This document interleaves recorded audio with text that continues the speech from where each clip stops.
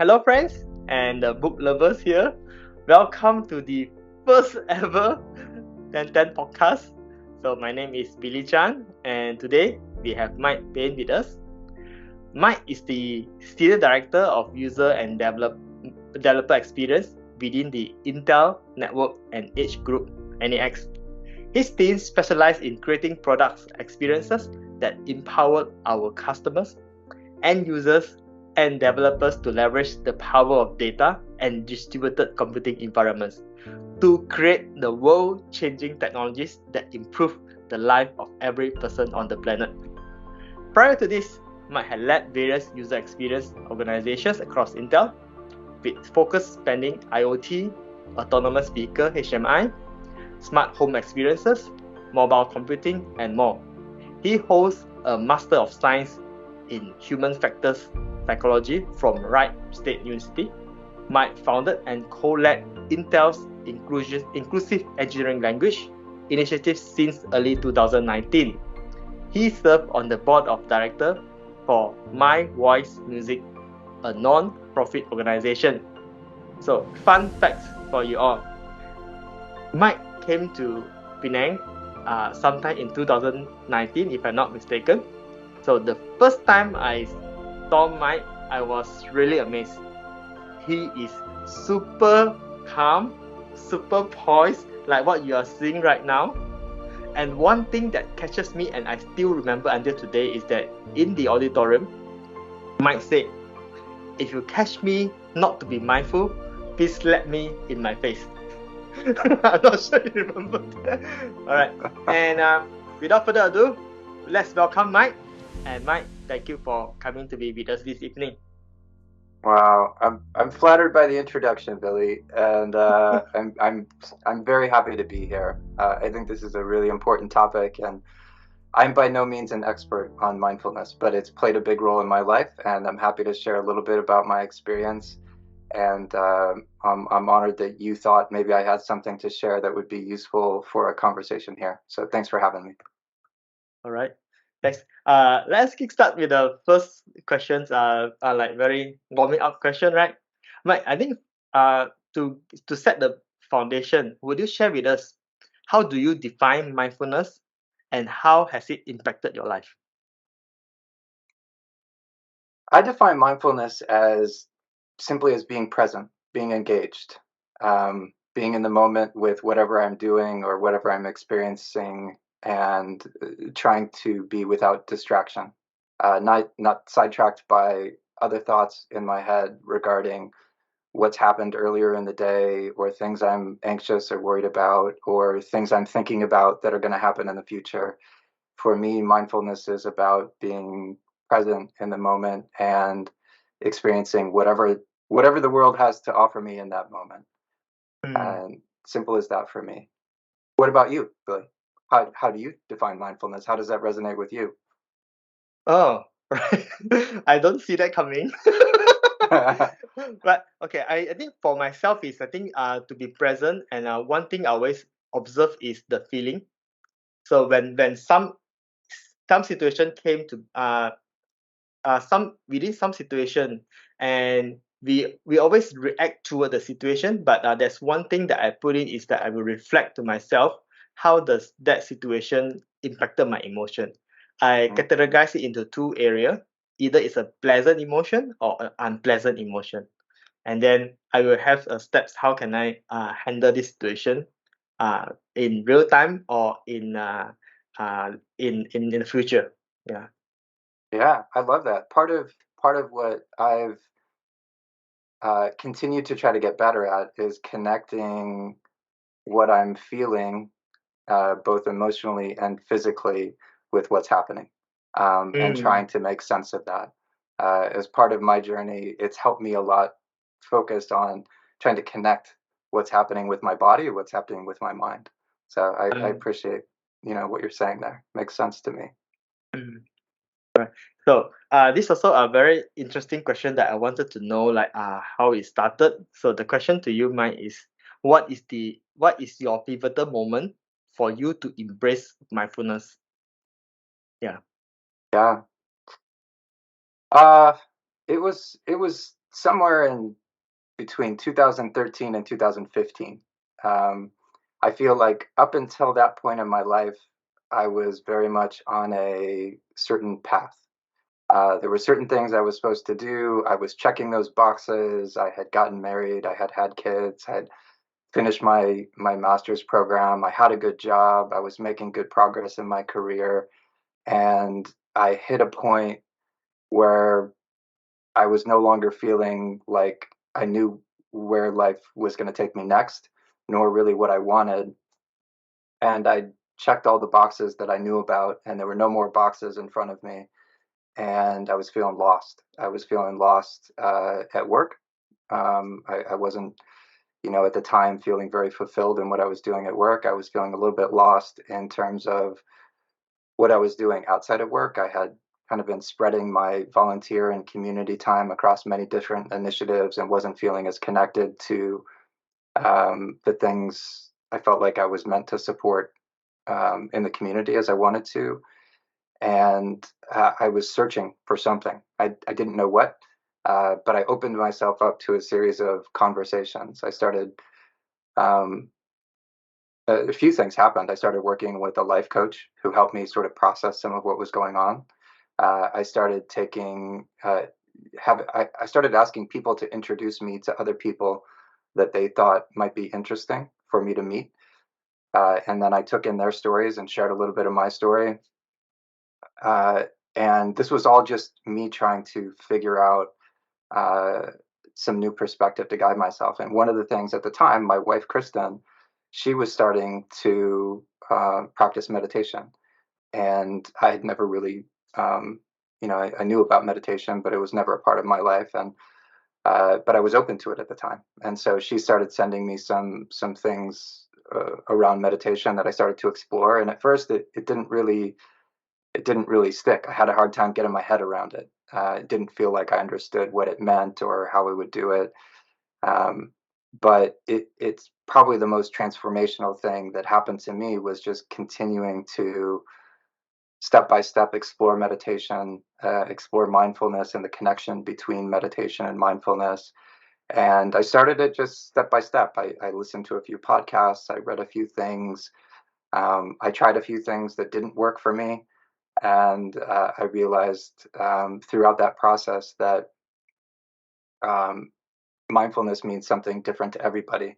And it's not Mm, important to understand the formula. It's important to figure out what it means to me yeah. and to start trying some things to help. And I started simply. The first thing that ever made sense to me was just stopping and taking 10 breaths and focusing on my breath for 10 Mm, seconds. mm, Um, it seems so simple, but for me, it gave me focus and pause and allowed me to sort of recenter myself.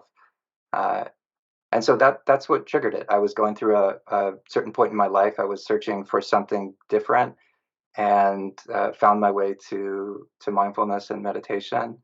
And I've been on a wonderful journey since then, continuing to practice and learn more about myself through that. fantastic, man. So I would curious to know, uh, let's say, 3 months when you started, after the 3 months, how do you feel about it, and how do you feel about your what's going inside yourself after 3 months you started the journey? Will you share with us, like, Uh, I would say 3 months is maybe not the best indicator for me because I think I started a little bit and then I stopped and then I started again and then I stopped. mm, And it was probably, from the time I first started exploring mindfulness and meditation to the time it really started to make sense to me was probably a year. It was probably a year mm, later.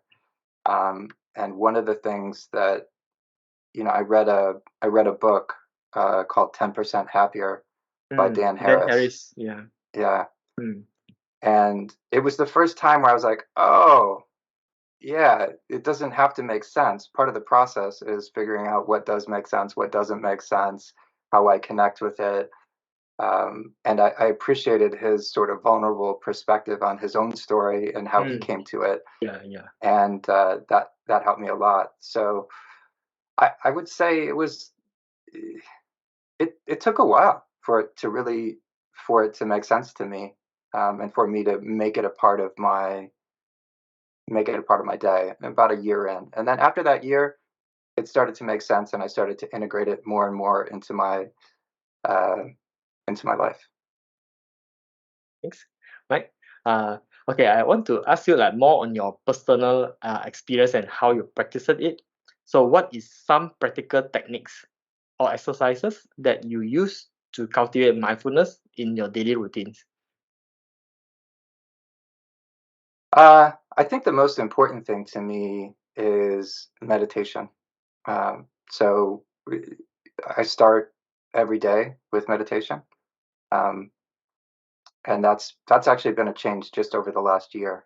I would say that I've meditated on and off over the last 8 to 10 years, but about a year ago I started just doing it every morning. Um, Mornings were hard for me for a long time. They still are a little hard for me. Um, and I found that if I get out of bed, spend anywhere between 10 minutes and a half hour meditating, Mm-hmm. it it puts me in a really good headspace. It helps me set my intention for the day. So part of mindfulness for me is, what are the things I'm paying attention to? What are the things that are important to me? And meditation allows me to ground myself, focus, reflect on how I'm feeling, both mentally and physically. And usually I will end my meditation by setting an intention for the day. And that's a big way to just help me focus. And that regular practice um, helps. It doesn't mean I don't get stuck and I don't get spun out, throughout the day, but that regular time with myself to meditate and focus on being mindful starts to remind me throughout the day Mm-hmm. that that's Yeah. important, and I come back to it. So that's one thing. I do use and I highly recommend the Headspace app. So sometimes I'm Mm-hmm. doing self-guided meditation. Sometimes I'm using the Headspace app, and the Headspace app is a great way. They have some good guided meditation, but they also just have some good videos and reflections from people who are, going through their own struggle and their own process. And I learn a lot through other people. So often, Yeah. one of the things in mindfulness that's been great for me is I'm paying better attention to other people, and what are other people doing, both those that are close to me in my life or others that I'm just engaging with throughout the day, and paying more deep attention to what they're doing and integrate the things that I think might be helpful for me into my own life. Mm. Right. For those that listening, his space is free for all of you. Paid version is free for you all. Yeah. Yes, thank you, and for your families. Yeah. You can.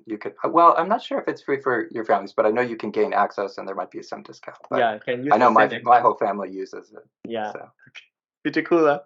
Okay. yeah, All right. Mike, can you share the specific situations where practicing mindfulness help you to navigate challenges or difficult emotions? yeah. I can share two. I'll share one work related and one personal maybe. So Mm, that's good. in 2014 or 15, it was during that period where I was sort of starting to pick up meditation and mindfulness and integrate it into my life.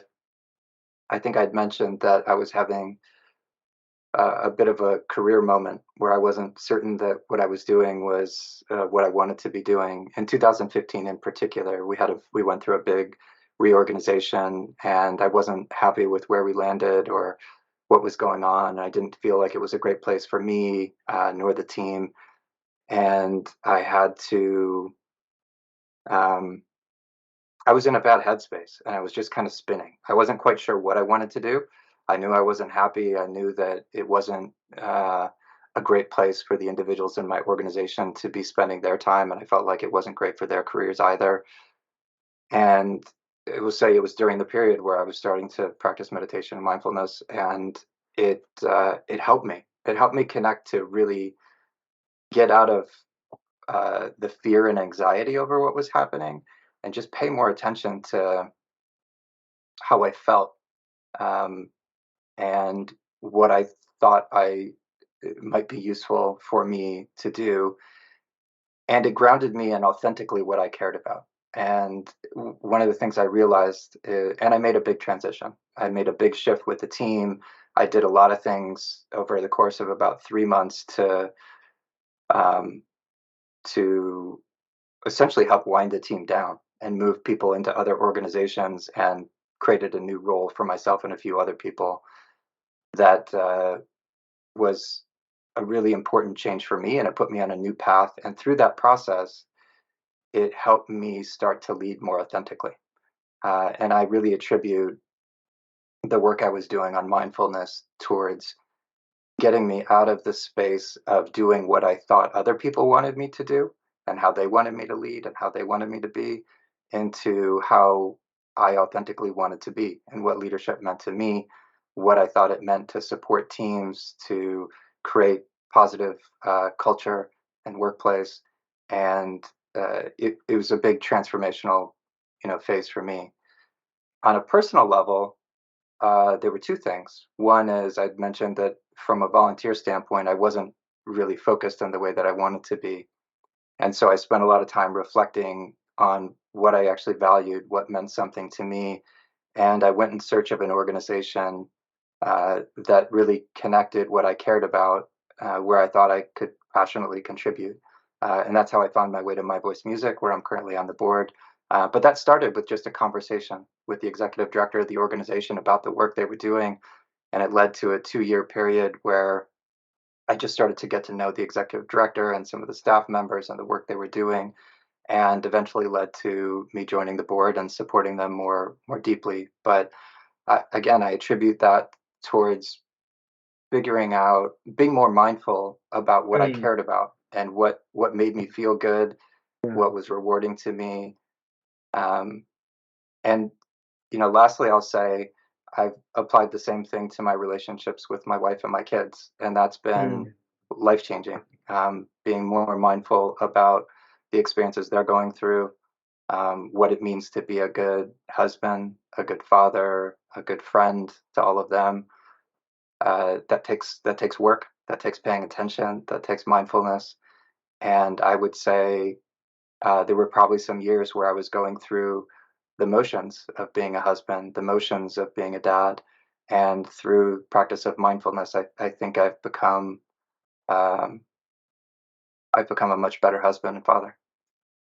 Mm, that's fine. So this really opened up like a lot of rabbit hole. But I was thinking that there's interesting things you mentioned about lead authentically. So what will be in our mind is that means that if you lead authentically now means that previously you wasn't.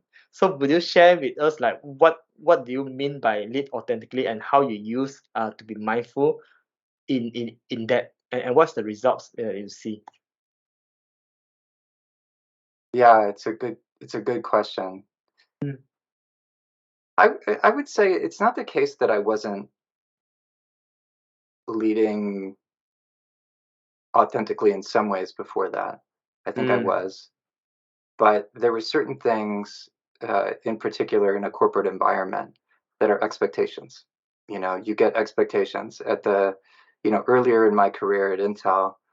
I was learning through other managers. What did other managers do? What did leaders expect managers to do mm, for their teams?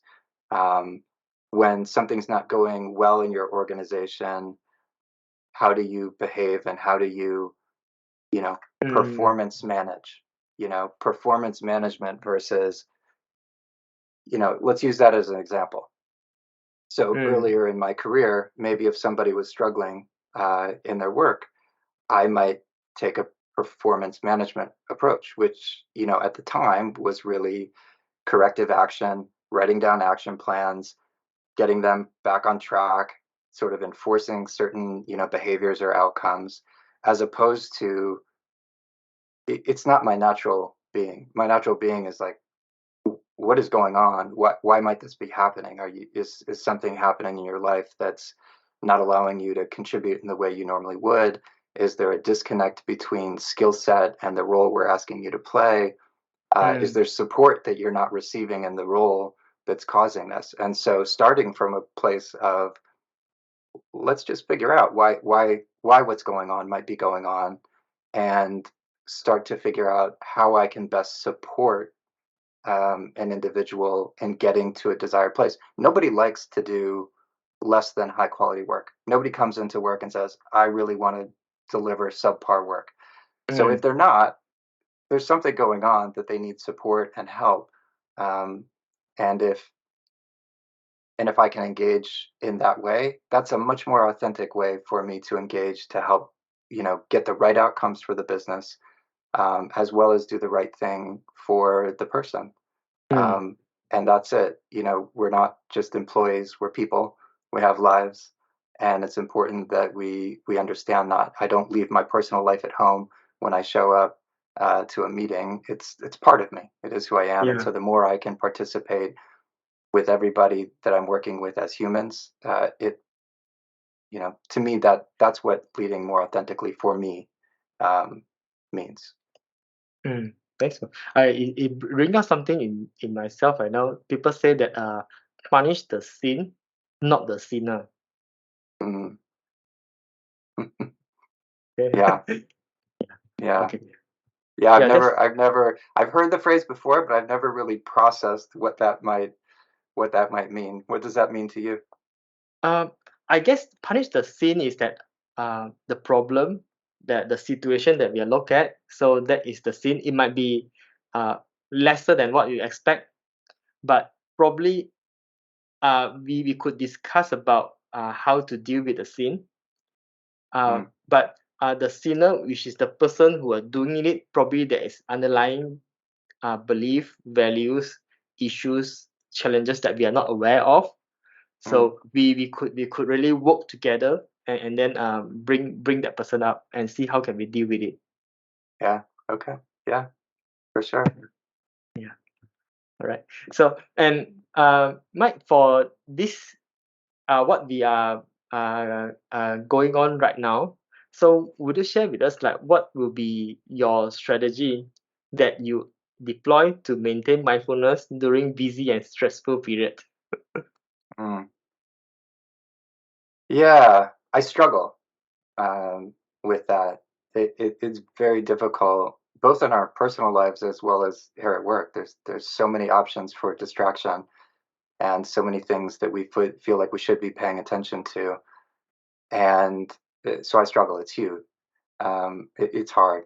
One of the things I try to remind myself of is I'm human.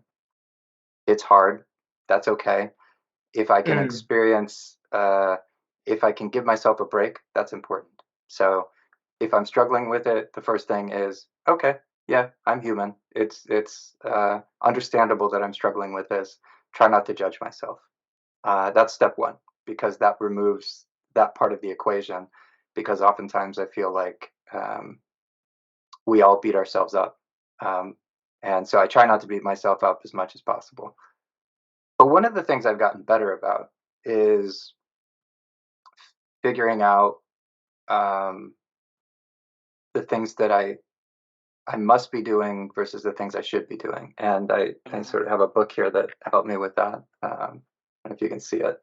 It's The Crossroads of Should and Must. It's a very simple book, um, but it helped me to reflect on what are the things that I'm doing in my life that I'm doing because I feel like I should, because either somebody else expects it of me, or I think others expect it of me, versus the things that I really must do because they're core to who I am and what I think is important and what needs to get done. And that has been very helpful for me to really be mindful about what are all the things I'm paying attention to, what are all the things I'm doing, and which of those things are really most important because either they're commitments I've made, from a work context, and I need to see that through, or they're core to what I care about and value and where I think is the most impact, versus the things that maybe I'm doing just because somebody asked, uh, but it's not really central to what I'm responsible for, either at work or personally, and I'm doing it not because I want to or I feel like it's important, but because I feel like I should do it. Um, and uh, I had a hard time for a long time figuring out what I wanted. I did a lot of work to figure out what I thought other people wanted from me, and then I would focus on that. And my wife, Kristen, um, best coach Mm, I have. There was a point in time where she really helped me focus on what I wanted.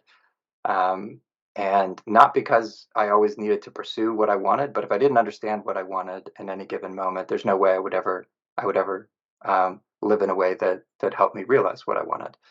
So uh, I've probably bounced around there a little bit, but I think the important point is the way I manage distractions is trying to be mindful about what's most important to me.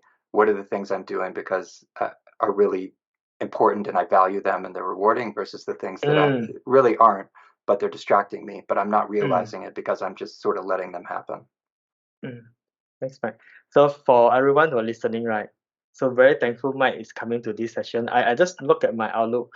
The first email I sent to Mike was in 18th of March 2020, and today is 2nd of June 2023. So he think about this for 3 years, and then we are making this session with Mike.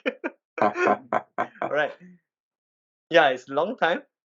It's a long time. Yeah.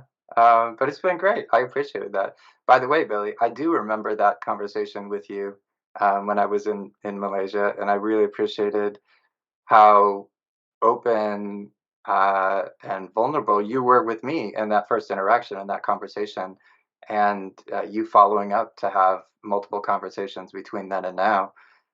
Those have been really engaging conversations for me to learn about you. And just, I love having conversations with colleagues at work that aren't Mm. necessarily about work. So Yeah. it's been a pleasure for me. Very cool.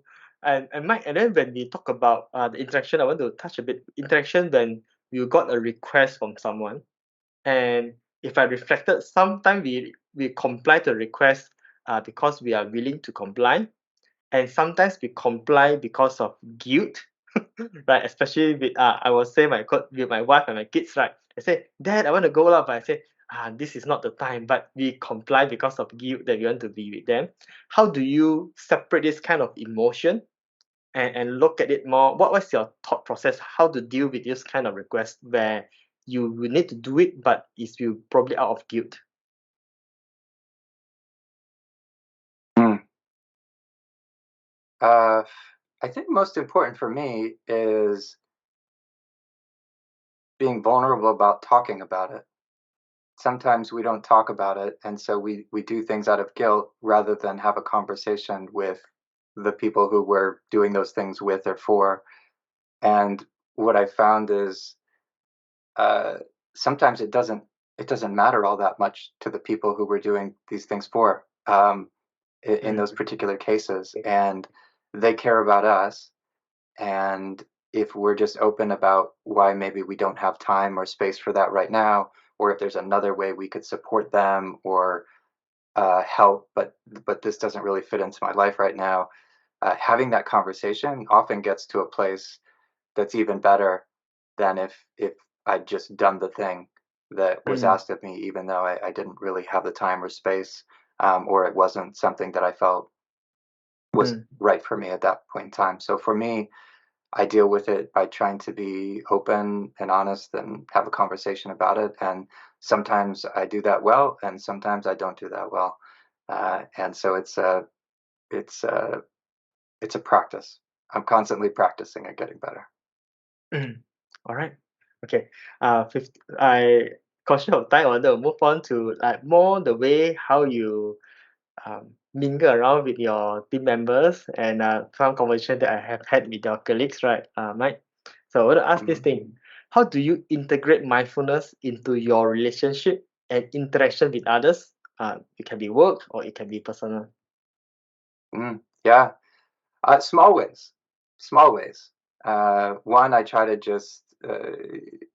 to be present myself. I feel like the better I am at being present with other people, not being distracted when I'm talking with them, asking deeper questions of them that help them, understand that I care. I'm not just trying to get through a meeting or an interaction. I actually actually care. I'm interested in what's happening with them, whether that's in a work context or a personal Mm. context.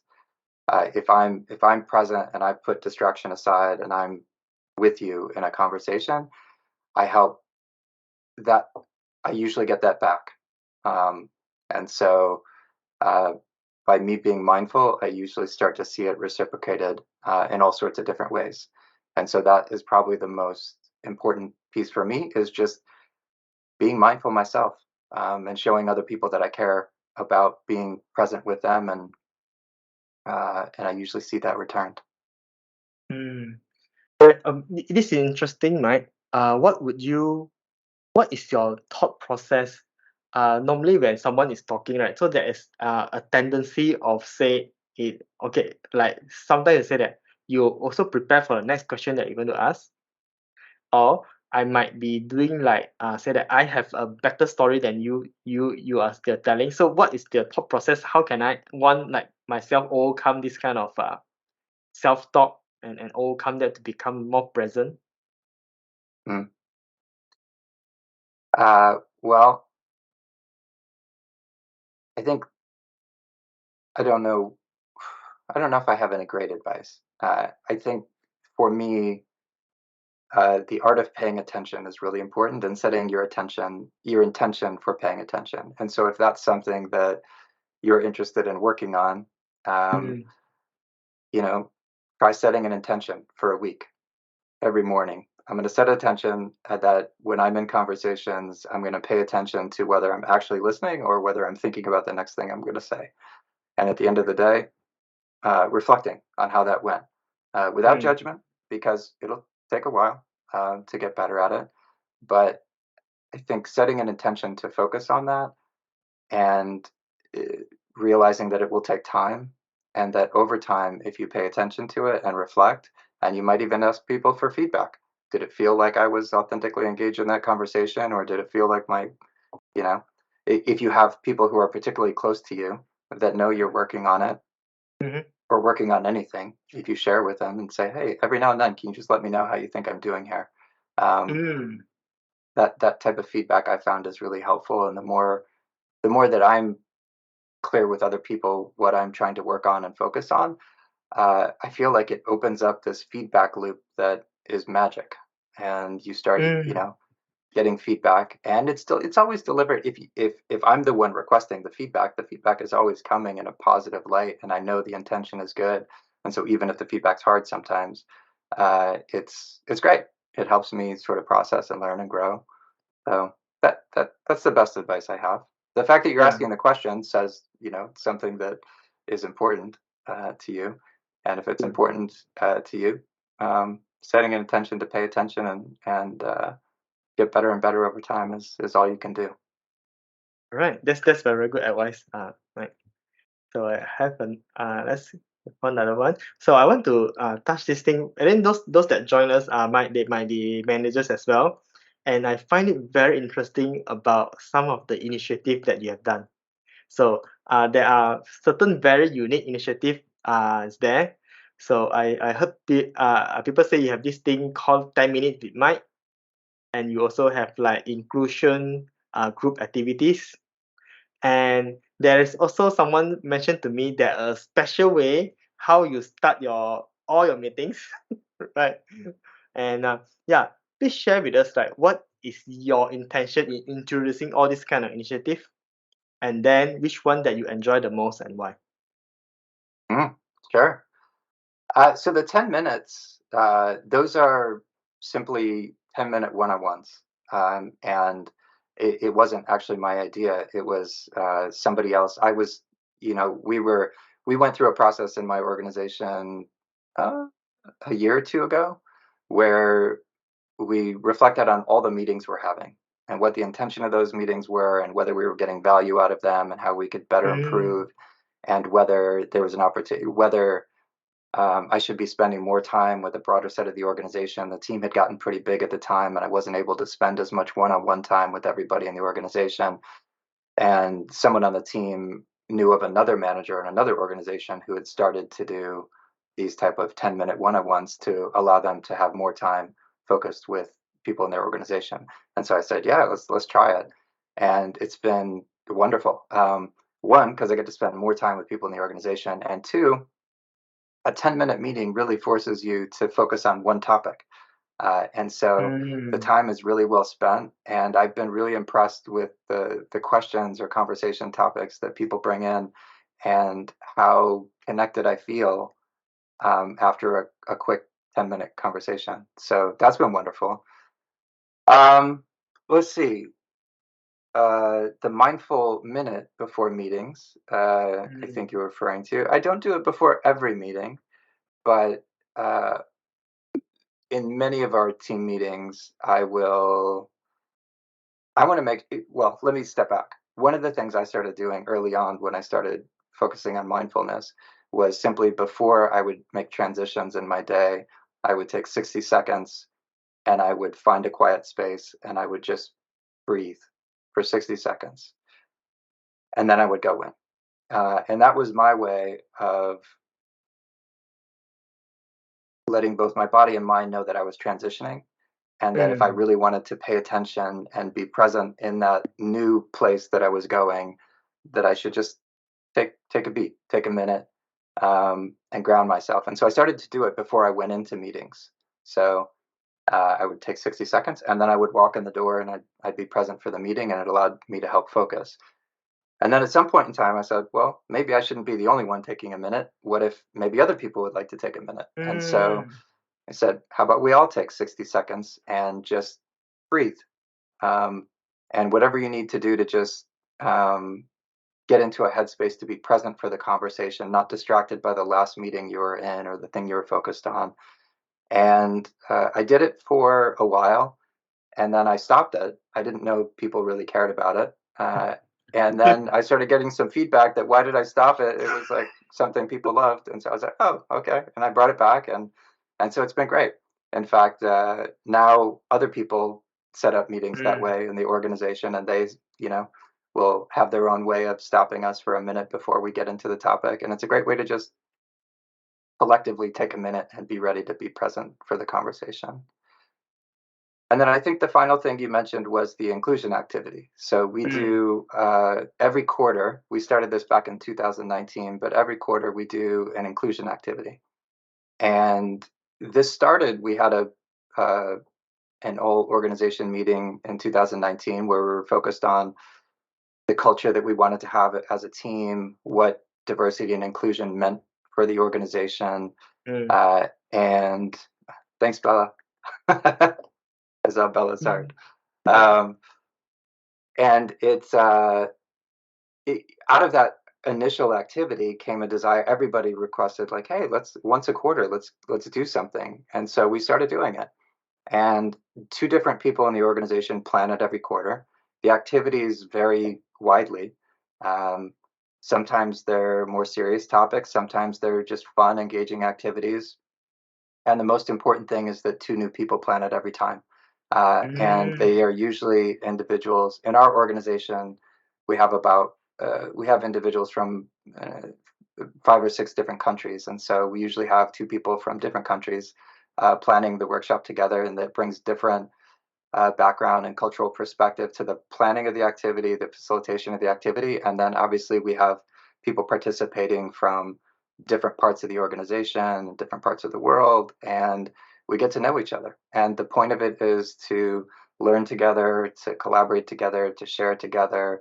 In fact, it's interesting you asked me today because our quarterly inclusion activity, we have 2 sessions to accommodate different time zones, and we had the first session for this quarter this morning, my time, Oh. and we had a wonderful activity that was focused on exploring different regions of the world. So everybody on the team, you know, Oh. we go into breakout rooms so that there's more intimate conversation, and then we come back to the shared room to share. But today's topic was sharing somewhere in the world that means something to you, exploring that, sharing pictures, telling stories about it, and getting to know a little bit about each other through that. And it was wonderful. You know, I was on the phone with two folks in my organization that I haven't had as much time to spend with, and so I got to know them both a little more deeply through that activity today.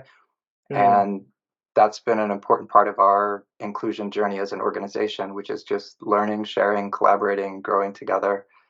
And it's become something that, seems to mean something a lot to everybody in the organization. And the fact that we've kept it going for 4 years now and new people planted every quarter has been really cool. Okay. I'm not going to pick a favorite though. I love all those things. So Awesome.